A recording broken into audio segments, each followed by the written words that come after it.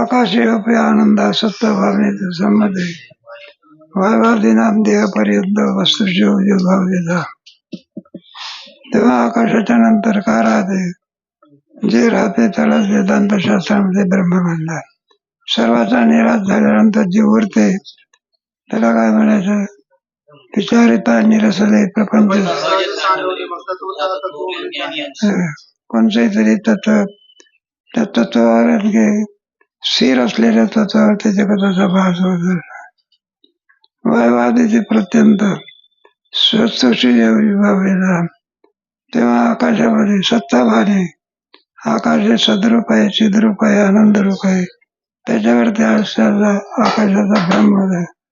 तेव्हा आता पंचमहाभूत लावून टाकायचे बरं का. पंचमहाभूत नाही का? आकाश, वायू, अग्नी, जल, पृथ्वी. यामध्ये सर्वांमध्ये कोणाची व्याप्ती आहे? आणि बाकी हे पदार्थ सगळे विवर्त आहे. फक्त भासमान होणार आहे. पण त्याच्यातलं सत्य कोण आहे? परमात्मा. सगळे जरी मातीचे भांडे दिसले तरी त्या सर्व मातीच्या भांड्यामध्ये सत्य कोण आहे? असं त्याच्यामध्ये लावायचं. प्रत्येकाचे धर्म याच्यामध्ये सांगितलेले आहे. गतिस्पर्श वायुरूपम व निर्धाव प्रकाशाने जलस्य द्रवता भूमी काठिण्य. प्रत्येकाचे गुणधर्म. गतिस्पर्श माणसाला जो स्पर्श होत असतो कोणाचं रूप आहे? वायूचा. स्पर्श शब्द स्पर्श रूप आहे. व निर्धाव प्रकाशाने आपल्या अग्नीला बोट लावतो, दाह करते. कोणाचं रूप आहे? आणि पुन्हा प्रकाश आहे. अग्नीच्या ठिकाणी दोन आहे, दाहकता आणि प्रकाश आहे. जलस्य द्रवता अगदी पातळ वाटत असते, ओला करत असते, ते जलाचं रूप आहे. भूमी काठिण्य प्रत्येक गुणाचं रूप आहे काठिण्य. अशा रीतीने अनेकदा विवन्येषु नाम एकदा तिष्ठन्ति सच्चिदानंदा विसंवादोन घश्यते. तेव्हा अनेक असलेल्या या जगतातील भिन्न भिन्न पदार्थामध्ये नामरूप वेगळे वेगळे. कोणते? पण त्याच्यामध्ये अनिश्चित असलेलं तत्व मात्र किती आहे? एकच आहे. तत्वामध्ये कोणताही भेद नाही, विषमता नाही. सर्वत्र ठिकाणी साखरेचे खडे अनेक, पण खड्यामध्ये असणारे गोडी कधी असते? मिठाचे लहान लहान खडे असतात, पण सर्व मिठाच्या खड्यामध्ये खारटपणा कसा? त्याच्यामध्ये मात्र काय नाही, भेद नाही.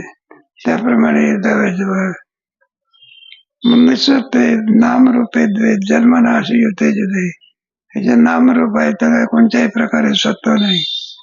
जन्मनाशी उत्पन्न होते आणि नाहीच होत असे. आणि त्याच्यामध्ये असलेलं जे तत्व आहे ते उत्पन्नही होत नाही, काय होत नाही. शरीर उत्पन्न होते, शरीर काय होते, आणि शरीराबरोबर अलग आत्म्याचा नाशही होत नाही, आत्म्याची काय होत नाही, जशीच्या त्याप्रमाणे. बुद्ध्वा ब्रह्मणी विक्षस्व समुद्रे बुद्बुधानी.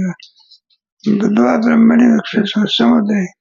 समुद्राच्या ठिकाणी जसे लाटा अनेक येत असतात, नाहीशा होतात, लेन पावत असतात, त्याप्रमाणे संपूर्ण ब्रह्मस्वरूपाच्या ठिकाणी लेन पावत उत्पन्न होत. ब्रह्म जसंच्या असं तो काय कर विचाराच्या योगाने जाणून. सच्चिदानंद रूपेस्मिन् पूर्णे ब्रह्मणि वीक्षते स्वयमेव जानाति नाम रूपेक्षते. सच्चिदानंद रूप पूर्ण सर्वांमध्ये अचिंत्य असणारं सत्य कोणतं आहे? ब्रह्मच्या. ब्रणात ब्रह्म समजा. ब्रह्म कोणी निर्माण केलाय का? ते सिद्ध तत्व आहे. कोणतं तत्व आहे? असं ते काय कोणी घडवलं आहे का, आणलेलं आहे का? त्याला सिद्ध तत्व. आणि त्याच्यावर ते नामरूपाचा काय होतो? भास होत असतो. नामरूप मात्र माहीच आहे बरं का. आणि ब्रह्मही स्वतः सिद्ध आहे. जय जय उदारे प्रसिद्धी. ओम नमोजी अनुत्तम नाही घडविला नाही बचला. मध्ये सच्चिदानंद रूपेस्मिन् ब्रह्मणि वीक्षते बरं का. म्हणून ब्रह्माचं स्वरूप कसं सच्चिद आणि आनंद स्वरूप आहे. ब्रह्माने विक्षते स्वयमेव जानाति नामरूपेशने. जसं जसं सत्याचं ज्ञान होत असते तसा तसा असत्याचा काय होत असतो. जसा जसा आंब्यातला रस काढला, आंबा खाते, आंब्याचा रस जसा जसा काढू तसं तसं टरफल काय होते हाताला. आणि पूर्ण रस काढल्यानंतर काय राहते शिल्लक.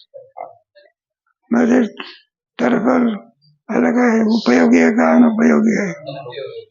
मनुष्य काय करतो, म्हणला टरफल नको, एक माणूस टरफल खायला लागलं. त्याला विचारून म्हणलं आंब्याचा रस घ्यायचा असतो बरोबर आहे, टरफल कशा करता खाता फुकट होता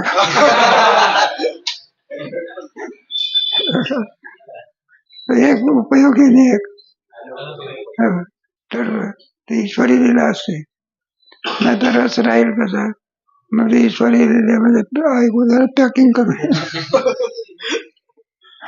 ईश्वराचं पॅकिंग माणसाला कळत नाही. बरोबर आतमध्ये राहते प्रत्येक फळाचा. मग तुम्ही जांभूळ सुद्धा घेतलं तरी, चिकू जरी घेतलं तरी स्टार्ट आतमध्ये कोय असते.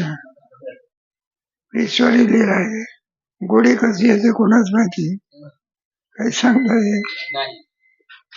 2 दिवसाच्या अगोदर आंबा आंबट लागतो, 2 दिवस गेल्यानंतर आंबा खायला लागला तर आंबा गोड लागतो. 2 दिवसामध्ये आंबट परत जाऊन गोडीपणा आला. शास्त्रज्ञाला सांगता येत नाही. ते ईश्वराची लीला आहे. सहज मग ब्रह्मस्वरूपाच्या ठिकाणी काय करे. स्वयमेव जानाति नामरूपेक्षणे. हळूहळू हळूहळू नामरूपाचा काय होता. नामरूप म्हणजे जगत. जशी जशी वृत्ती अंतर्मुख होत असते तशी तशी बाह्य रूप विषयाचा त्याग होते. जशी जशी आपली वृत्ती भक्तीकडे लागेल तसा तसा वाचण्याचा काय होतं. तो वेळ नाही. अगोदरांना नियम उद्यानंतर तुमचं काय करू. नाही तर मग पहिली वृत्ती असते अगोदर जेवण मागवून उरला वेळ. जसा जसा भक्तीचा प्रभाव वाढेल तशी तशी भक्ती कमी नव्हता वृद्धी घडली. शनै शनै शनै शनै परमे दुर्यादुरी आत्मसंस्थान मन कुतवाना की. यावत यावत अविज्ञास्तात तावत तावत निक्षणम. आणि यावत यावत इक्षते तावत तावत यावत यावत अज्ञान. जसा जसा आपण आणि वरच्याचा त्याग करू तावत तावत निक्षणम. तशी तशी जसं जसं तर परत त्याग केला. ते पाणसं असतात ना मोठे, त्याच्यामध्ये गरे असतात पण अत्यंत खाली असतात. सगळं वरचा टरफल काय करावं लागतं काढा. तसा तसा आतल्या घराशी काय होतं अमुक संबंध. यावत यावत अविज्ञासात तावत तावत तीक्षणम. जसे जसे आपण त्याग करू त्याप्रमाणे आपल्याला आत्म्याचं काय होतं दर्शन होतं. जसे जसे आपण आणखी होळीला गोकू तसा तसा त्या होळी पाठ होत असते. एक वेळ गोकून कुठं होळी पाठ होत असते. पाठ होईपर्यंत घोकावे लागले नाही का. आपण प्रत्येक घास घेत असतो. एका घासाला आपण फुल जात असते का. मग जसे जसे घास घेऊ त्यावेळेला भूक गेली म्हणजे घास घेण्याचं काय पडते. आता त्याग करण्याची क्रिया काय झाली संपली. जेवणाची क्रिया कुठपर्यंत भूक जाईपर्यंत. मग किती आवडीचा पदार्थ असला तरी घेत असता का. जास्त लाडू टाकायला घाण का म्हणलं तुला.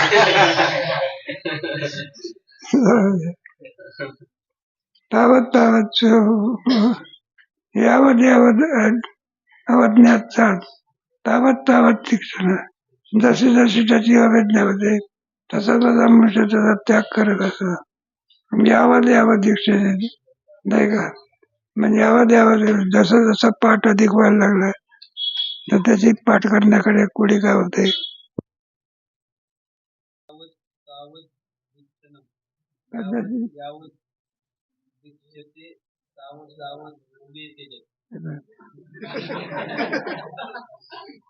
जसं जसं माणसाला हे होतं, तशी ती गोडी काय होते. एक ओवी जर पाठवली तुमचं दुसरी का होणार नाही. 2-4 वर पाठ झाल्यानंतर तुमचं पहिला अध्याय का पाठवणार, तशी गोडी काय होते. अनात्म पदार्थाची मग वेळेचं नाही काही पाठ करायचं म्हटल्यानंतर वेळ सार्थक होते. हे सगळं म्हणून उभे त्याचे ते सच्चिदानंद अद्वैतानंदाचं प्रकरण आहे. सगळ्यात द्वैताचा निराश झाल्यानंतर अद्वैत काहीच शिल्लक राहत नाही. शून्यवाद. मग शून्यवादाचा खंडन अभावातून भावाची उत्पत्ती होत नाही. पाण्यातून कुठं तूप निघत असते का. प्रयत्न काय होती. मग ज्या अर्थी तूप निघते त्या अर्थी दही असलं पाहिजे. ज्या अर्थी सृष्टी वाचते त्या अर्थी सृष्टीला कोणीतरी स्थिर तत्व असलं पाहिजे. आणखी पुन्हा क्रमाक्रमाने काय केलेलं आहे याचा विचार कधी करू.